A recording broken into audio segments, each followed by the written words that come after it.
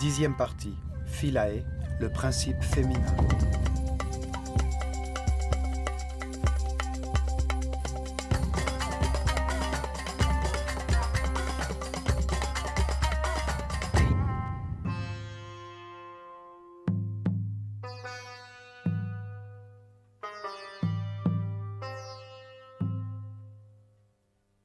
Tout en profitant des abords de l'île de Philae, consacrée depuis des temps anciens au culte d'Isis, la force féminine, qui éveille la spiritualité dans la conscience humaine, nous découvrirons comment la femme occupait une position privilégiée au sein de la hiérarchie égyptienne.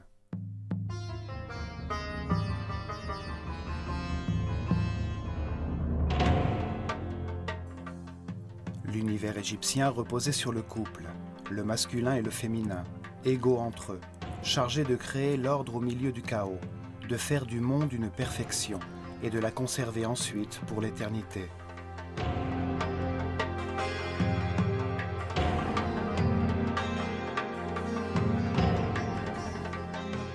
Les prêtres de l'œil d'Horus enseignaient aux hommes que le Dieu unique, présent en toutes choses, était constitué d'une partie masculine, la sagesse à l'information parfaite, et une partie féminine, l'homogène substance à l'amour infini.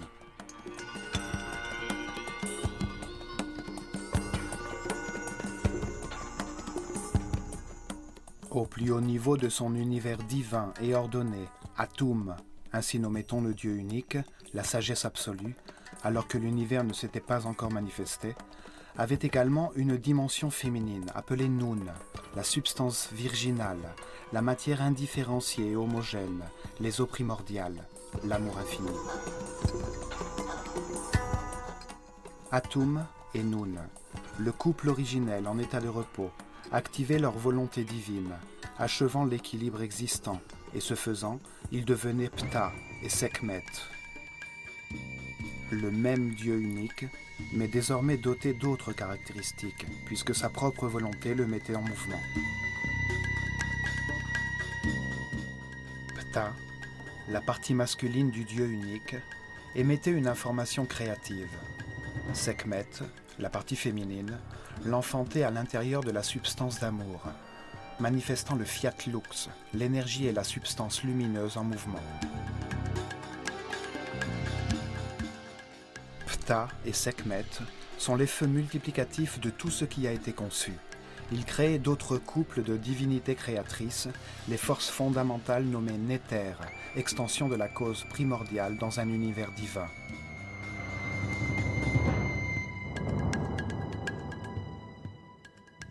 L'action de ce feu sur lui-même, sur la substance amniotique originelle, générait Tefnut, l'évaporation humide, et Shu, l'air en mouvement.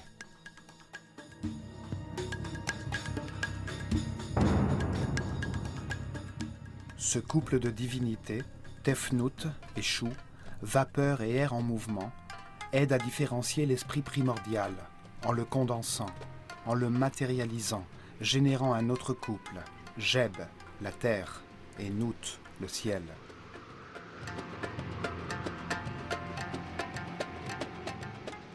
C'est ainsi que furent créés les mondes de l'espace, le royaume minéral, sous forme de soleil et de planètes, les systèmes solaires et les galaxies.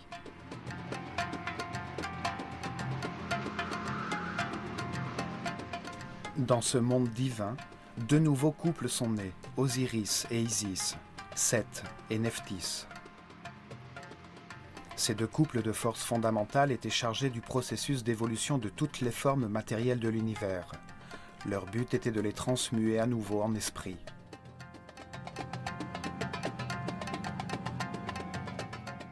Ainsi, sous l'action des divinités créatrices, la matière originale est différenciée. D'innombrables combinaisons mathématiques produisent différentes structures vibratoires. Sur la planète, le royaume végétal est né à l'état stationnaire et le royaume animal est né en mouvement.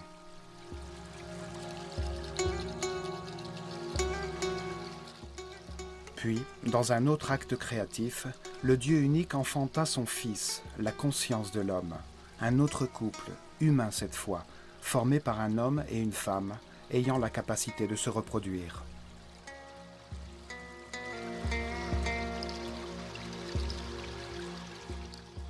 Une fois que cet acte a eu lieu, Ptah et Sekhmet, le couple qui créa l'univers, devient Amon et Mut, principe masculin et féminin du Dieu unique quand il crée l'homme.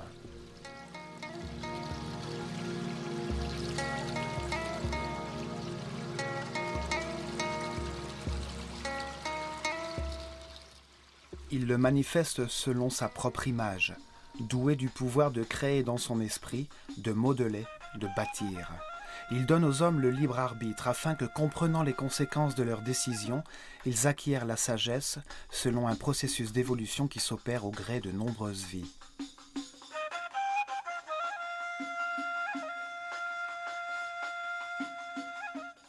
La structure égyptienne de l'univers divin et humain est fondée sur le couple. Ainsi donc, la femme, avec sa présence amoureuse, jouait un rôle très important au cœur de la société.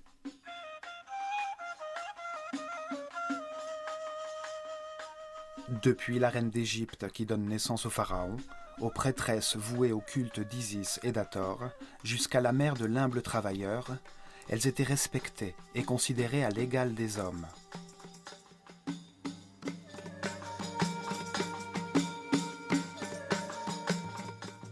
L'île de Philae était dédiée à Isis.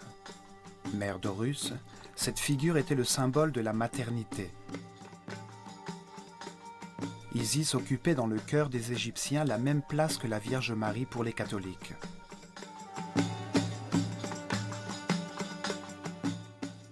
Depuis des milliers d'années, des centaines de statues à son effigie ont survécu. Nombre d'entre elles la représentent accordant sa protection et son amour maternel au nouveau-né Horus, dans une position où un catholique identifierait la mère de Jésus.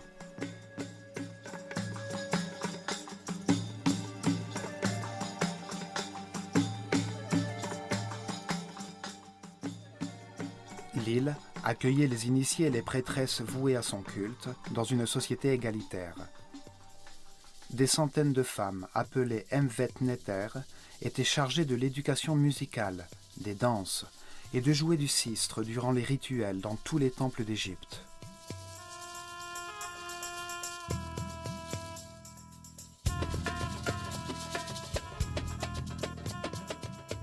Isis est la personnification de la maternité dévouée, de la fidélité et de la délicatesse féminine.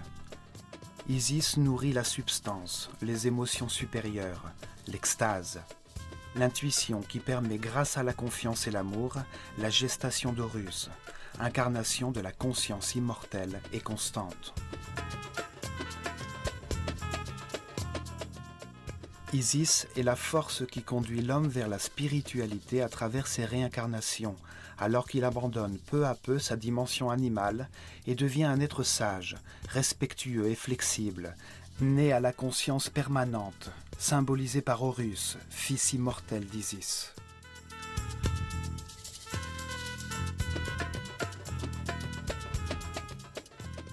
Isis est la matrice de cette conscience permanente.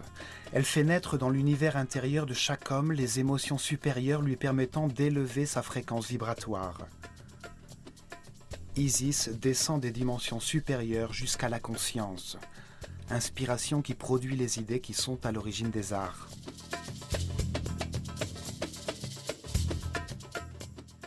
Isis pousse à la recherche et reconnaissance de Dieu. Elle pousse sur la route de la spiritualité, conduisant chaque homme à ressentir librement l'émotion supérieure d'adoration de Dieu, ce qui l'amène à l'extase.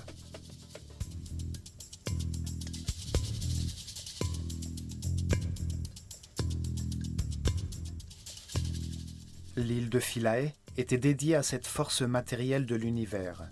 Une île de granit au milieu du Nil, située après les premières chutes d'eau du nord de la Nubie, à la frontière des royaumes d'Égypte et de Couchita.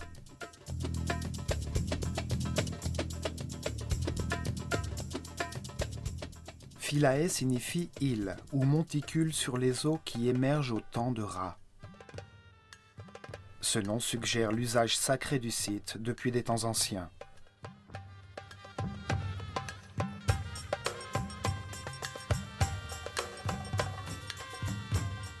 Durant des milliers d'années, Les magnifiques temples qui étaient situés là avaient pour fonction de favoriser la culture, l'art et la religion égyptienne vers la Nubie et le Soudan.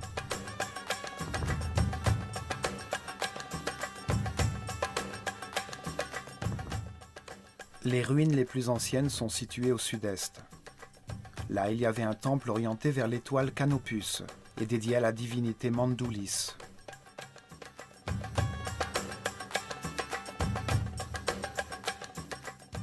Le temple fut détruit au cours de l'une des guerres antiques entre Égyptiens et Nubiens.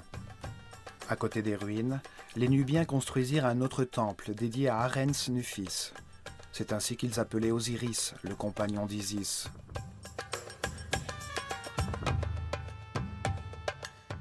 Les Égyptiens reprenant le contrôle de l'île, construisirent un premier temple dédié à Isis. En 1250 avant Jésus-Christ, Ramsès II laissa une stèle sur laquelle il assurait avoir fait reconstruire le temple.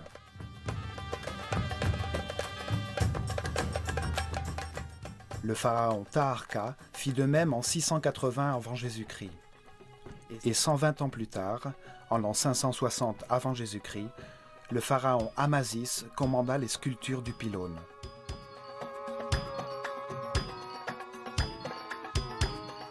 « 300 ans plus tard, Nectanebo construisit un temple situé à l'angle sud de l'île.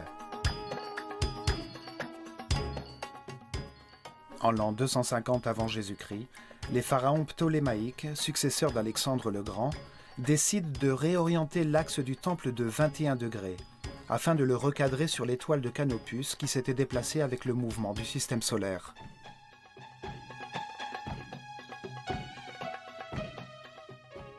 Les temples des étoiles étaient démontés et réassemblés tous les 300 ou 400 ans, afin de les recentrer sur l'étoile qu'ils étudiaient. Le mouvement du système solaire faisait sortir l'étoile des limites marquées par le pylône.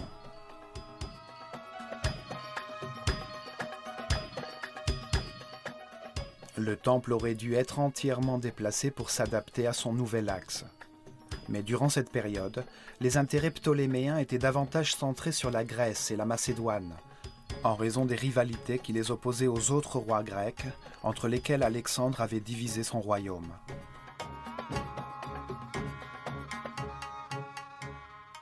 De plus, le fait que le temple soit situé sur une île rendait le travail plus difficile. C'est pourquoi ils décidèrent de construire un temple plus petit, avec un second pylône qui encadrerait la voûte céleste de façon adéquate, sans modifier le temple original.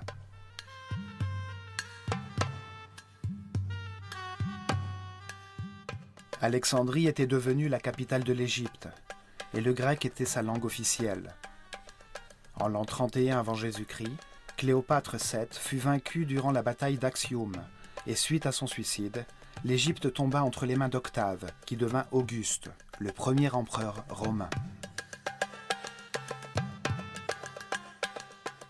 Les empereurs romains construisirent d'autres temples sur Philae. Trajan entama la construction d'un temple qui ne fut jamais achevé.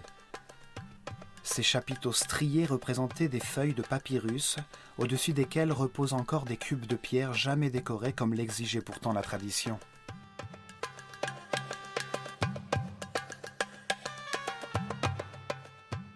Philae fut l'un des derniers sites d'Égypte où vivaient encore des prêtres voués à l'ancien culte.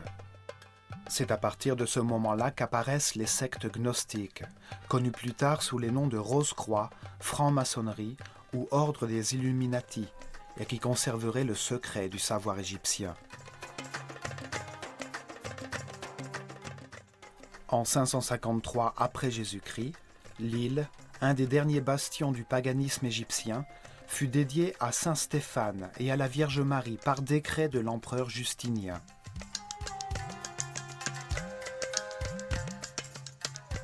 Au XXe siècle, Philae fut submergée sous les eaux du barrage d'Aswan. Avec les fonds de l'UNESCO, le temple et les autres bâtiments furent entièrement démantelés et reconstruits sur l'île d'Agilkia, en suivant le modèle de l'île initiale.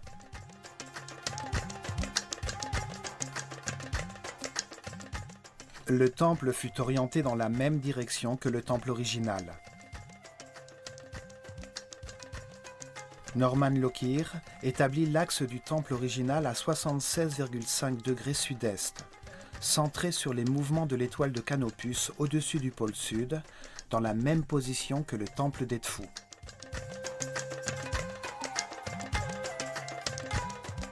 Initialement, les deux tours du pylône étaient placées à 15 degrés au-dessus de l'horizon sur Canopus, qui fut durant des milliers d'années l'étoile polaire du Sud. Cette position confirme à nouveau que tous les temples d'Égypte étaient orientés vers une étoile ou le soleil.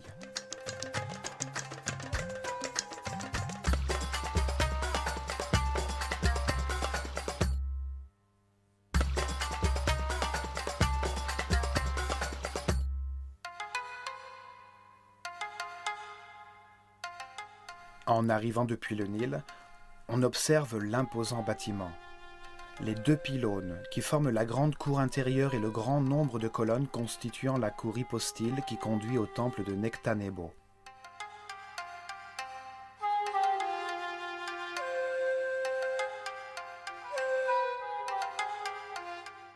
La grande cour extérieure adopte une forme trapézoïdale, grâce à 32 colonnes disposées sur deux rangées et construites dans un angle qui s'ouvre sur le temple.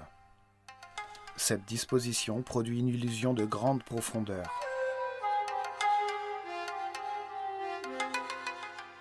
Les colonnes et un très long mur qui présente à distance régulière une série de fenêtres donnant sur le Nil forment un passage sombre.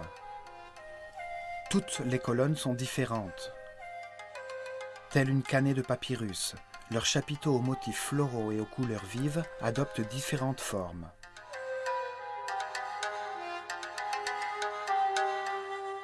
Les femmes étaient initiées pour devenir prêtresses dans les temples consacrés au culte des divinités féminines, telles qu'Isis ou Hathor. Là, elles formaient celles qui seraient chargées de la musique et des danses, qui accompagnaient les rituels de toute l'Égypte.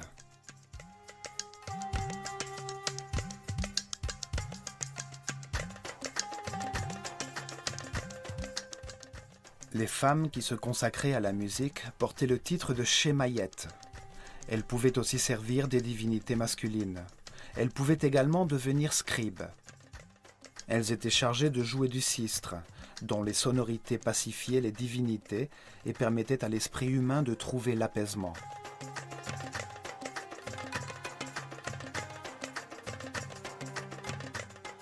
Les prêtresses vouées à Hathor remplissaient d'autres fonctions sociales.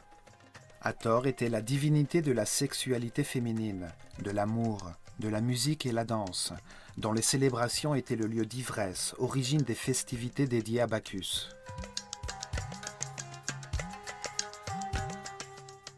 Ces prêtresses apportaient la fertilité et enseignaient aux hommes qui allaient se marier l'art de l'amour, afin de satisfaire leur future épouse.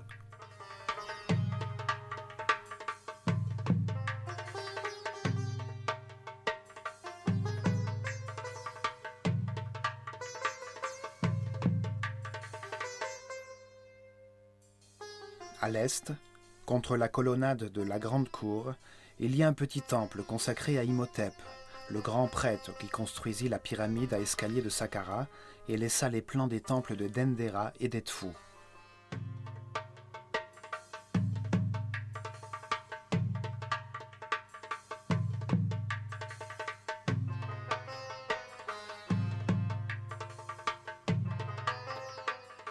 Sur le premier pylône, comme dans de nombreux temples, on retrouve la figure du pharaon gravée dans la pierre. Dans ce cas précis, il s'agit de Ptolémée XII, qui frappa de sa canne les 9 célèbres ennemis d'Égypte.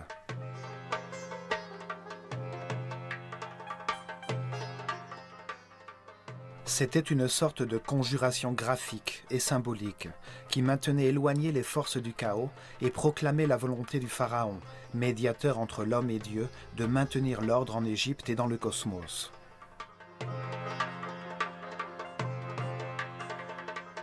La confrontation de l'ordre et du chaos est un exemple du principe de dualité selon lequel les Égyptiens concevaient l'univers.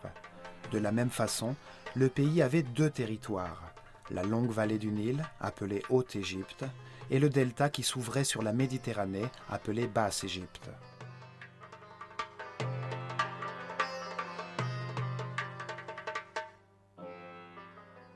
Le pharaon unifiait cette dualité.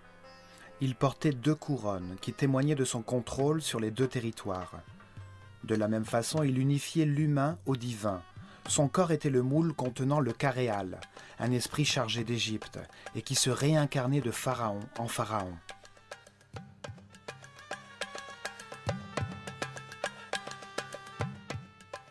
C'est pour cette raison que le pharaon, la personne la plus importante d'Égypte, représentait le degré de conscience atteint par le peuple durant son règne.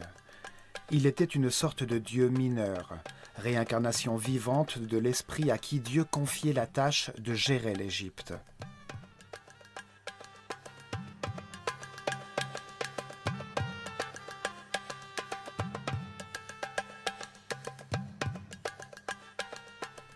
Le nouveau pylône avait 2 mâts où flottaient 2 oriflammes. Ces 2 tours auraient dû être symétriques et unies par un portique.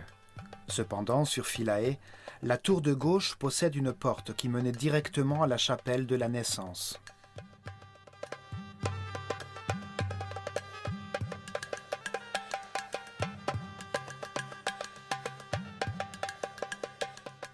Plus tard, sous la domination romaine, un portique fut adossé au premier pylône.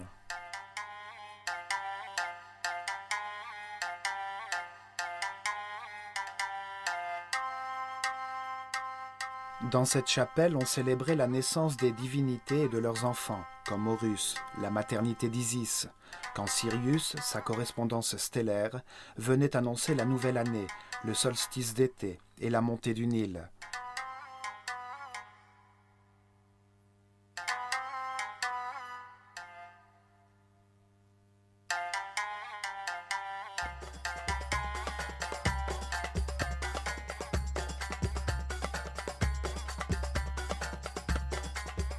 La chapelle de la naissance, avec ses colonnes atoriques, remplaça le temple principal en tant qu'observatoire astronomique à une époque précédant la construction par les Romains des colonnades qui donnent à la cour sa forme trapézoïdale.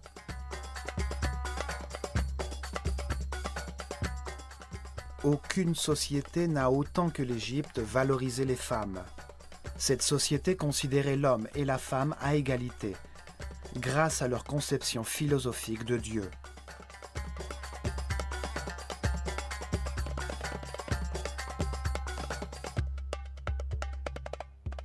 Les femmes avaient les mêmes droits que les hommes à posséder de la terre, acheter, vendre ou entreprendre des actions légales.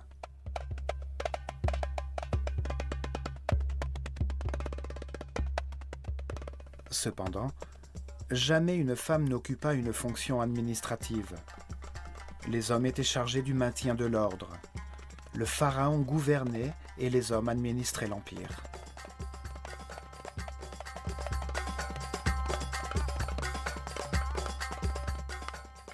Il existe une légende qui affirme que le droit au trône était transmis par la lignée féminine, la princesse royale, héritière légale du trône. L'homme qu'elle choisissait comme époux devenait le pharaon régnant.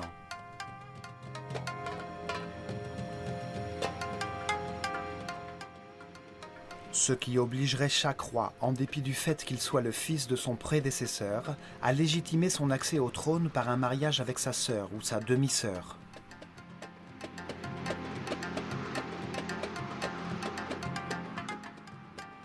Cependant, aucune lignée directe d'héritiers ne confirme cette légende. On sait que les pharaons étaient polygames, et les principales femmes de Thoutmôsis III, Amenhotep II et III, n'étaient pas issues de familles royales.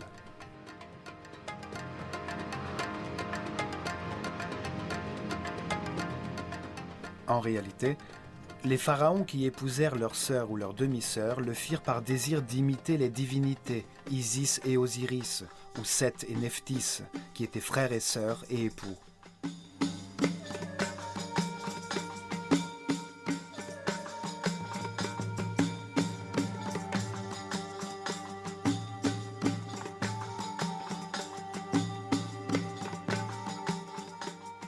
En épousant sa sœur ou sa fille, le pharaon se différenciait de ses sujets, qui ne se mariaient jamais ainsi, Il se positionnait lui-même au niveau des divinités, réaffirmant son droit divin à régner. Une femme pharaon n'était pas une option courante. La pharaone Hatshepsut accéda au trône en tant que régente de son demi-fils Thoutmôsis III, fils de son mari et demi-frère Thoutmôsis II et d'une autre femme. Une fois au pouvoir, elle s'habilla comme un homme et adopta le pouvoir du pharaon.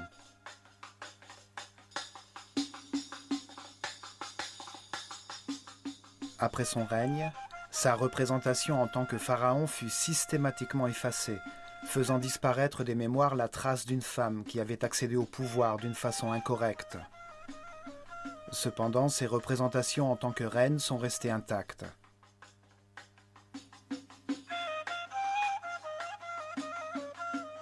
À 4 occasions seulement, sur 300 règnes, des femmes devinrent pharaons, et ce durant une courte période, pour des raisons qui sortaient de l'ordinaire.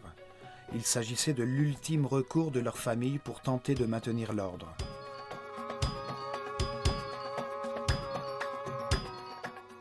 La première d'entre elles fut la reine Nitocris, qui régna à la fin de la 6e dynastie, au début du chaos, aujourd'hui appelée la première époque intermédiaire. La seconde fut Sebeknefru, à la fin de la 12e dynastie.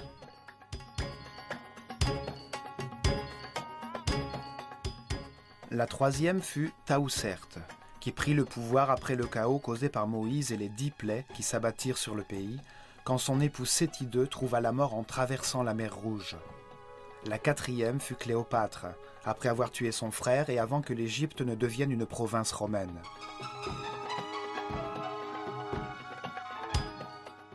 Toutes étaient reines d'Égypte suite à leur mariage avec le pharaon et elles accédèrent au trône quand ils moururent dans des circonstances extraordinaires.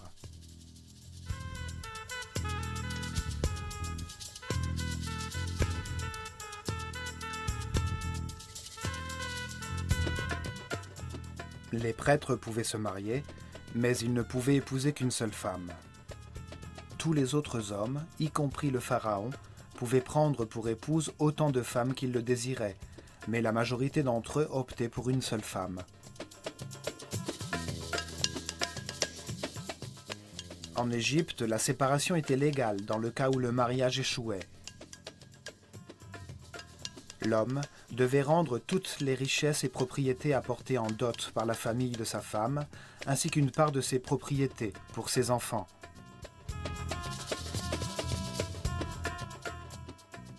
Pour cela, il devait juste prononcer devant les témoins des deux familles et le prêtre du temple qui était le sien la formule suivante.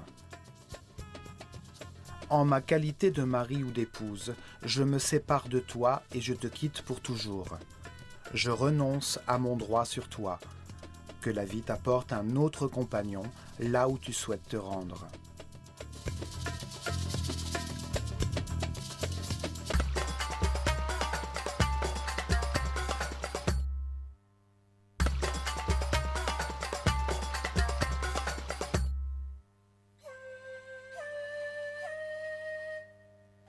En dépassant le nouveau pylône, nous atteignons ce qui fut la cour du péristyle, aujourd'hui constituée de la façade originale du temple, du passage de droite avec ses 10 colonnes et sur la gauche de la nouvelle chapelle de la Naissance.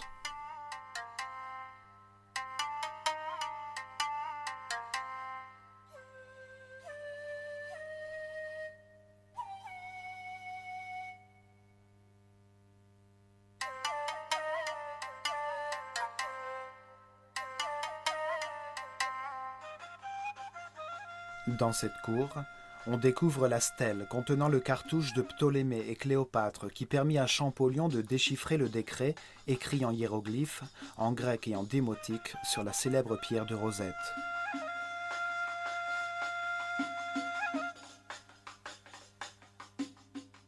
Ce décret obligeait à honorer la figure du pharaon.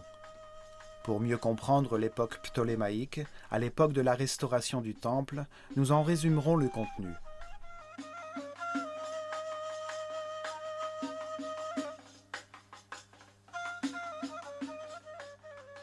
Il est décrété que tous les temples d'Égypte doivent destiner, à côté des sanctuaires des dieux, un espace conservant une image en or du roi Ptolémée, l'adoré Ptah, dieu de l'épiphanie eucharistique, en face de laquelle devra être placée la figure de la principale divinité du temple qui lui remet l'arme de la victoire.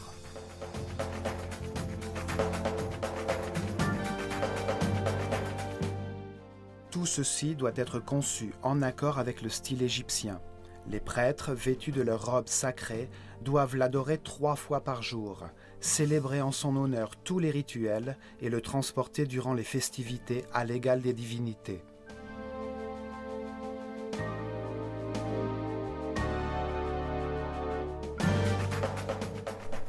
Pour les prêtres égyptiens, l'homme est un animal, même quand il peut consciemment contrôler les réflexes générés par son instinct.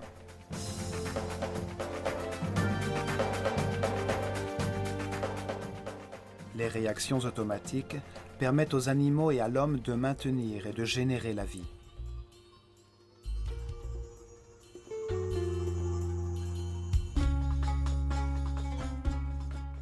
L'attirance envers le sexe opposé pousse à créer la vie.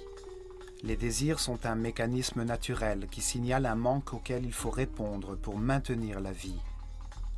La peur engendre l'agressivité ou la fuite afin de défendre la vie.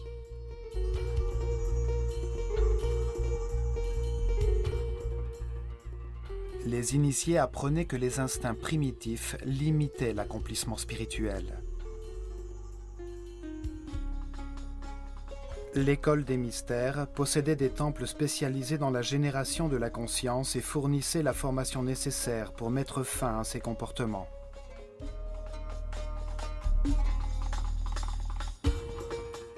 L'instinct d'agression était contrôlé dans des temples tels que celui de Komombo.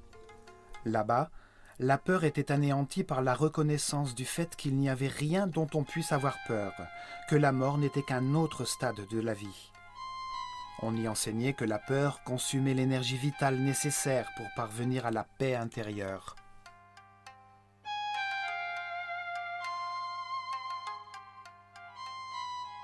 Les temples comme celui de Philae, consacrés aux divinités féminines, accueillaient les initiés des premiers niveaux qui, sous la direction des prêtresses, étaient éveillés à la conscience des désirs générés par l'instinct d'attirance.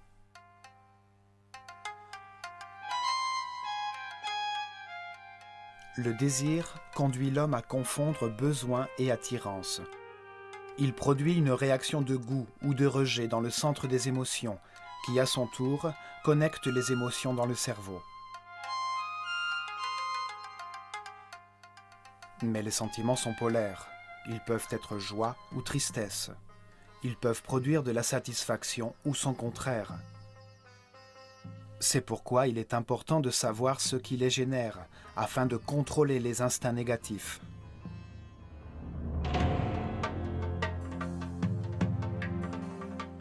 Les instincts négatifs provoquent l'apathie. Ils épuisent l'énergie vitale et asservissent l'homme à des vibrations de basse fréquence. Les Égyptiens croyaient que la voie de l'évolution commençait avec le contrôle des centres inférieurs, en rendant conscients les actes réflexes.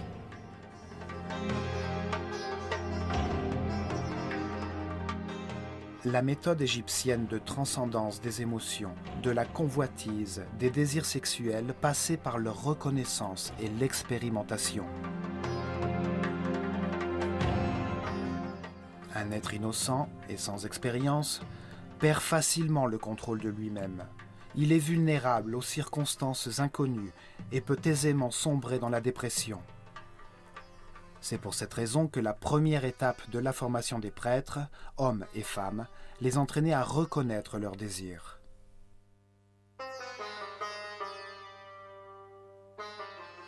Ils apprenaient ainsi qu'en activant leurs centres inférieurs et leurs émotions dans l'amour et la compréhension, il en résultait pour l'esprit paix, bonheur et harmonie.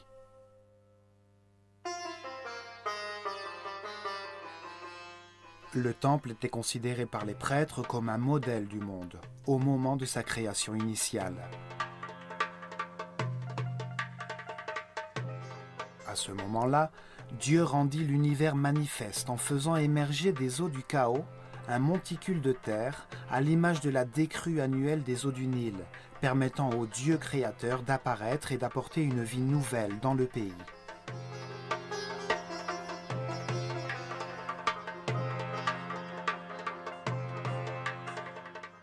L'accès par un escalier fait du sanctuaire le mont de la création, où Isis, la déité du temple, se manifeste dans la statue qui la personnifie.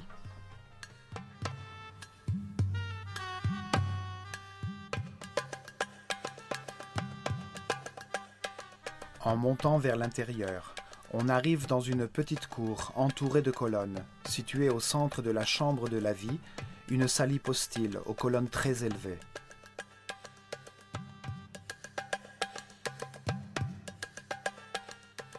La salle hypostyle, face aux espaces intérieurs du temple, représente le panthéon de la montagne originale de la création, où poussent plantes et papyrus, symbolisés par les colonnes du temple.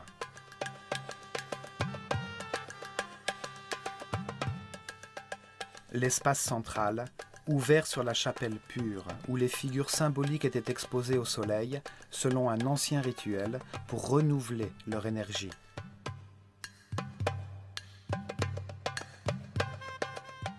Là, on célébrait la bonté du soleil qui créait et soutenait le monde, pour renouer avec les forces créatrices qui conduisaient vers l'évolution.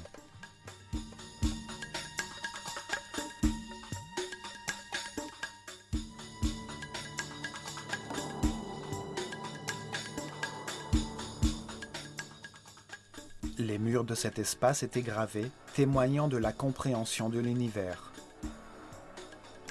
On observe aussi de nombreuses gravures de croix cosmiques, les signes d'une philosophie nouvelle introduite en Égypte quand Philae devint une église catholique.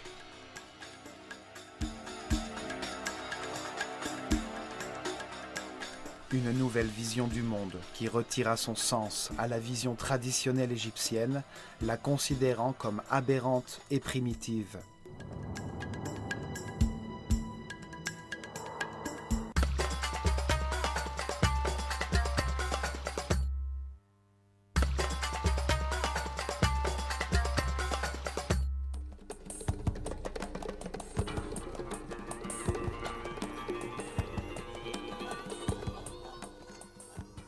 La maison de la vie, ou Père Ankh, était l'endroit où les textes sacrés étaient écrits, copiés et conservés. Là, on dessinait sur papyrus les illustrations originales qui étaient ensuite gravées sur les murs du temple.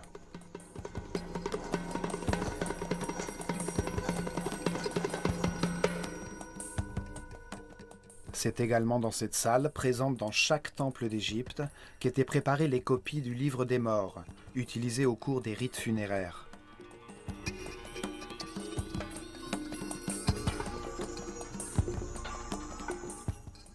La maison de la vie était le centre d'enseignement du temple. Théologie, art, ritualité, magie, astronomie et médecine y étaient étudiées. La bibliothèque servit de modèle à la bibliothèque d'Alexandrie.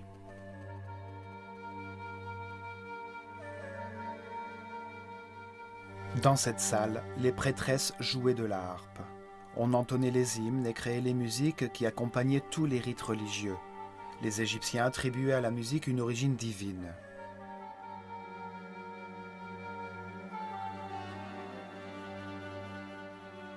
Les murs du temple montrent qu'ils utilisaient de nombreux instruments de percussion.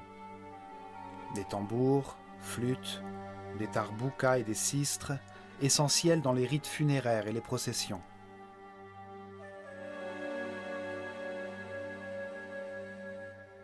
Les danses, musiques et chants stimulaient le créateur afin de maintenir la fertilité et d'éviter le retour du cosmos au chaos.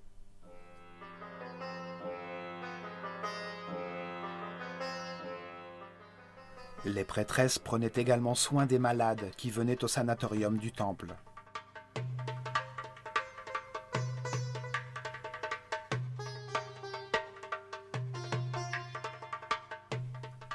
La musique était utilisée comme instrument de guérison spirituelle et matérielle, et les notes musicales servaient de mesure entre la Terre et les planètes. Par leur danse, elles adoraient Dieu, force d'amour, le bonheur et la musique.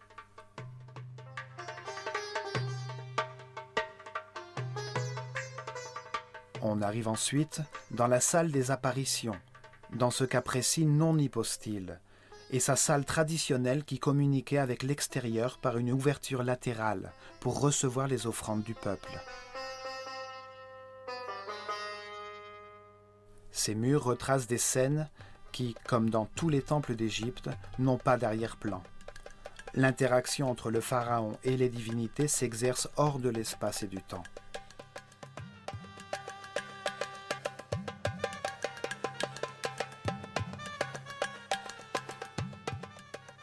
Le temple était la scène où se représentaient de manière dynamique divers rituels au milieu des sonorités musicales des voix et des instruments. La récitation des paroles rituelles, l'odeur de l'encens, était un hommage à la divinité pour obtenir son soutien dans la continuité de l'univers. Des liturgies quotidiennes et un ensemble de festivals cycliques où des figures symboliques recréaient les mythes dont ils faisaient partie, au cours de rituels qui avaient lieu dans l'espace du temple, puis se poursuivaient en procession de barques sacrées, le long du Nil, en direction d'autres temples. Les diverses parties qui constituaient le temple étaient avant tout fonctionnelles. Elles montraient de quelle manière les prêtres concevaient l'univers. Ici, le rituel les dotait de pouvoir légitimant l'ordre hiérarchique social de leur civilisation. Le rituel générait et organisait cet ordre social.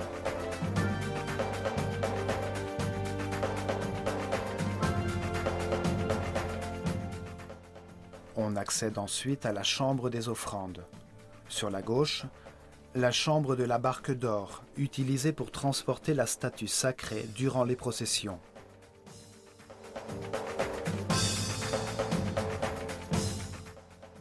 Depuis l'antichambre, un long escalier droit conduisait au toit du temple, où se déroulaient les cérémonies et d'où l'on observait le ciel.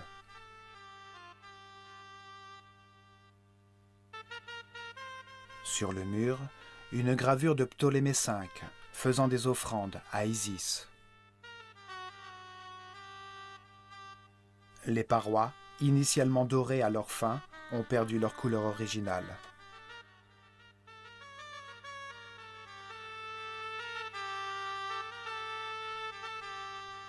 Dans le point central du temple se trouvait le sanctuaire d'Isis.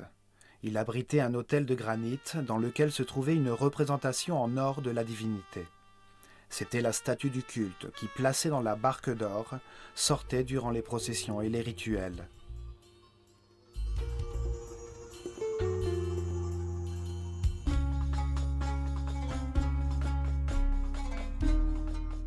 Isis, la Vierge Mère des Égyptiens qui enfanta Horus dans l'Immaculée Conception, porte au-dessus de la tête la forme d'un trône, un fauteuil symbolique sur le chakra de la couronne, sur laquelle la conscience permanente de chaque homme viendra s'asseoir pour régner dans l'éternité. Isis est la traduction grecque du mot égyptien Ased, qui signifie le trône de la conscience.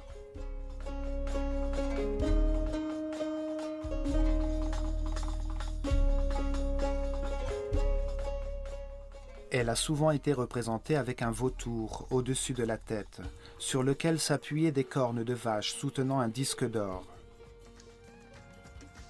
Le vautour vole, entièrement voué à ses petits.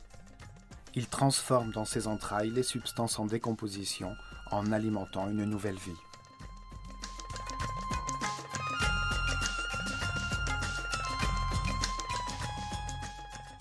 La vache, qui transforme la végétation en nourriture, était dans l'esprit des Égyptiens le symbole du principe nutritif.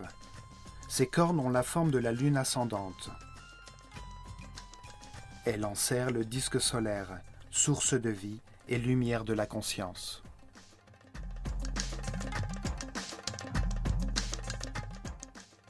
Ce sanctuaire était le symbole du respect des Égyptiens à l'égard de la maternité.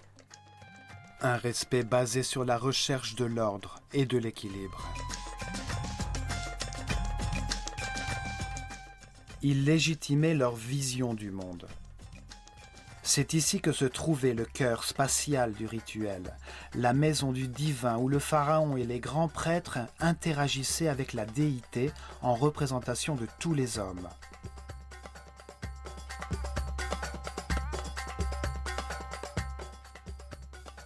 Les images sculptées de la divinité la maintiennent en vie dans l'esprit de ceux qui la voient aujourd'hui. Elle les fait participer à ses rites et partager ses offrandes.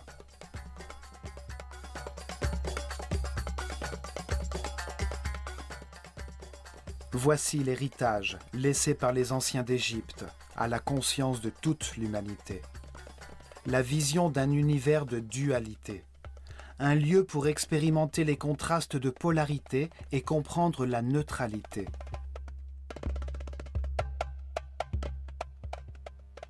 Une école conçue parfaitement par Dieu pour transformer, suite à de nombreuses réincarnations, un homme innocent en un homme sage, un animal en surhomme, grâce à l'expérience acquise à travers ses propres décisions.